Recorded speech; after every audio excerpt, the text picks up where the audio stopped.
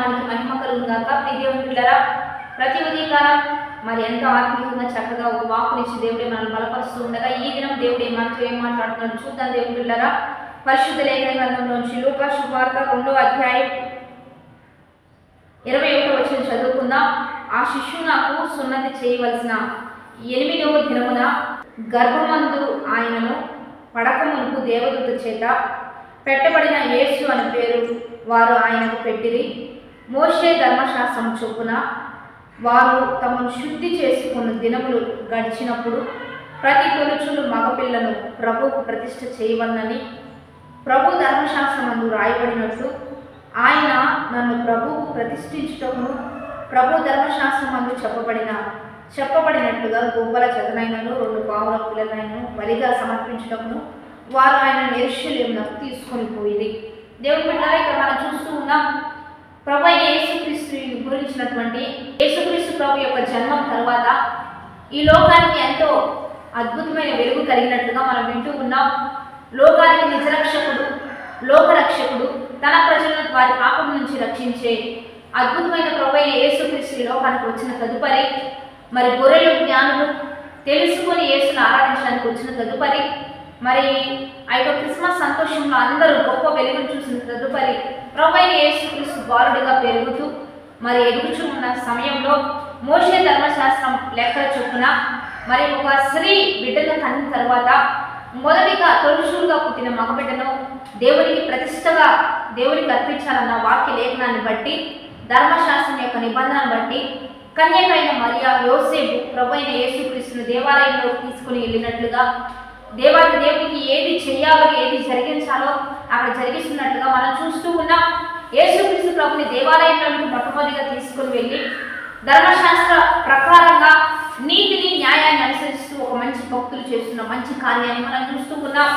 అంటే వారి బిడ్డ పెరిగారు కదా, ఇక అయిపోయింది కదా అని వదిలేయకుండా ఏదైతే దేవుడు చేయమన్నాడో, ఏ రీతిగా నడుచుకోమన్నాడో ఆ రీతిగా దేవుని సన్నిధిలో తీసుకొస్తూ ఉన్నారు.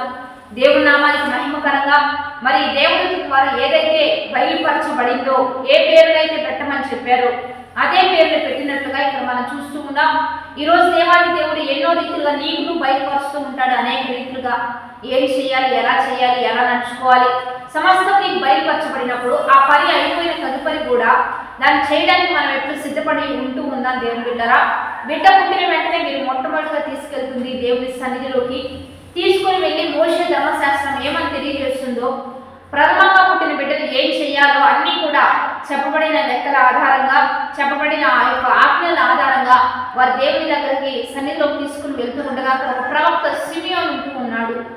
ఆయన పరిశుద్ధాత్మతో నిండిన వాడై నీతిమంతుడై ఆ ప్రభు యేసుక్రీస్తుని ఎత్తి పట్టుకొని దేవుని స్తుతిస్తూ ఉండగానే దేవాది దేవుని యొక్క ఆత్మ ఆయన మీద దిగి వచ్చి ఒక మంచి ప్రవచనం ఎత్తి అక్కడ మాట్లాడుతున్నట్లుగా మనం చూస్తూ ఉన్నాం.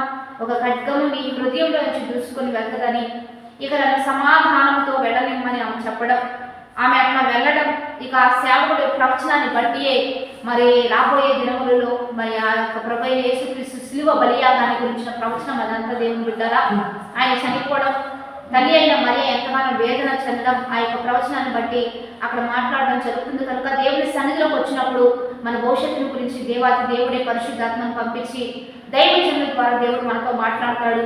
ఆ పరిస్థితులన్నీ మనం తెలుసుకోవడానికి, వాటన్నింటిని బట్టి సమాధానంగా ఉండడానికి, జ్ఞానం కలిగి వెళ్ళడానికి మనం ఇవ్వాల్సిన ప్రాముఖ్యమైన స్థలం దేవుని సన్నిధి. దైవజనులు ఎదుగు తీసుకుని వచ్చి మన బిడ్డలు ఇస్తూ ఉండగానే, మనం వస్తూ ఉండగానే మన భవిష్యత్తు గురించిన దేవాది దేవుడు మనకు తెలియజేస్తాడు. కాబట్టి దేవుని సన్నిధిలోకి వద్దాం, దైవికంగా జీవిద్దాం. కాబట్టి ఒక ప్రవచనం నీ పట్ల ఉన్న శాపం ఆశీర్వాదంగా మార్చబడాలన్నా, నింద ఘనతగా మార్చబడాలన్నా, అవమానం దీవెనగా మార్చబడాలన్నా దేవుని సన్నిధి దేవుని బిడ్డరా.